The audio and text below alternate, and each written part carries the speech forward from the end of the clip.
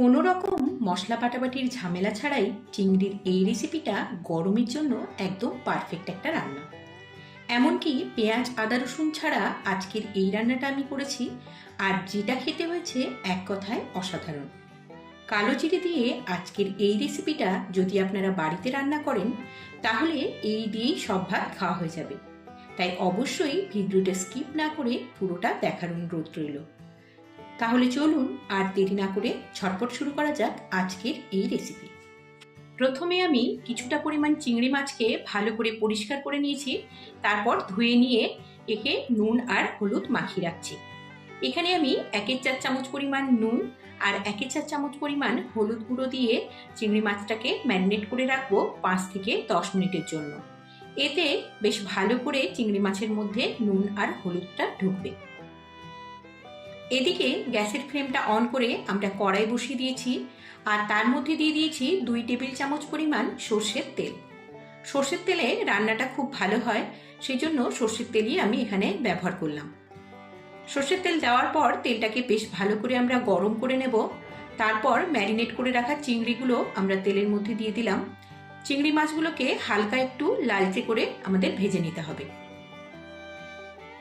প্রায় 2 মিনিট মতো ভাজা হয়ে গেলেই দেখতে পাবেন যে মাছগুলো গায়ে একটা লালচে কালার চলে এসছে।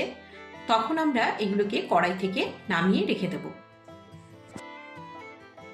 এই চিংড়ি মাছ ভাজার তেলটাতেই কিন্তু আমরা বাকি রান্নাটা করব। এর মধ্যে আমি আর কোনো কিন্তু তেল ব্যবহার করছি না। এখন এই তেলটার মধ্যেই আমি দিয়ে দিচ্ছি 1/4 চামচ পরিমাণ কালো জিরে, আর তার সাথে কয়েকটা কাঁচা লঙ্কাও আমি এর মধ্যে অ্যাড করলাম। এরপর আমরা এর মধ্যে দিয়ে দিলাম কেটে রাখা আলু, আর আলুটা দেওয়ার পরেই আমরা 1 থেকে 2 মিনিট মতো আলুটাকে বেশ ভালো করে ভেজে নেব। তারপর 2 মিনিট পর আমরা এর মধ্যে অ্যাড করে দিয়েছি বেগুন।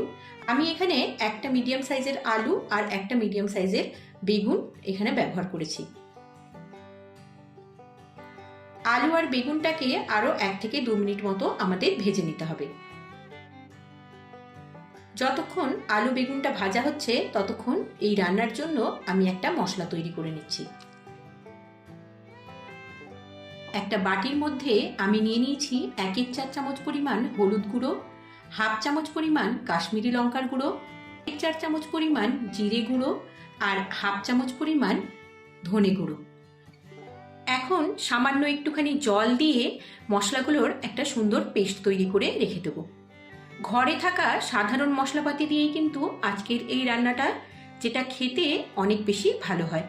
তাই অবশ্যই বাড়িতে একদিন তৈরি করে দেখতে পারেন। আশা করি আপনাদের অনেক বেশি ভালো লাগবে। দেখতেই পাচ্ছেন মশলা গোলানোর জলটা আমি রান্নার মধ্যে দিয়ে দিয়েছি, আর তার সাথে দিয়ে দিয়েছি পরিমাণ মতো নুন। মশলাগুলোকে এইভাবে রান্নার মধ্যে ব্যবহার করলে রান্নার কালারটাও কিন্তু অনেক বেশি ভালো আসে, আর মশলাগুলো পুড়েও যায় না। আমরা মশলাটাকে বেশ কিছুক্ষণ কষিয়ে নেব, যখন না মশলাটার জলটা খুব ভালোভাবে শুকিয়ে যায় আর মশলাটা থেকে তেল ছাড়তে শুরু করে। এইভাবে প্রায় 2 থেকে 3 মিনিট মতো আমরা লো আঁচে মশলাটাকে কষিয়ে নিচ্ছি। এতে মশলার কাঁচা গন্ধটাও পুরোপুরি চলে যায়, আর রান্নার মধ্যে খুব ভালো একটা স্বাদ আসে। দেখতেই পাচ্ছেন মশলাটা কিন্তু ভাজা হয়ে গেছে, আর তারপরে আমি এর মধ্যে দিয়ে দিয়েছি পরিমাণ মতো জল। জলটা দেওয়ার পর এখানে একটা টমেটোকে আমি কেটে রেখেছিলাম, তো সেটাই এর মধ্যে অ্যাড করে দিলাম, আর দিয়ে দিলাম ভেজে রাখা চিংড়ি মাছগুলো।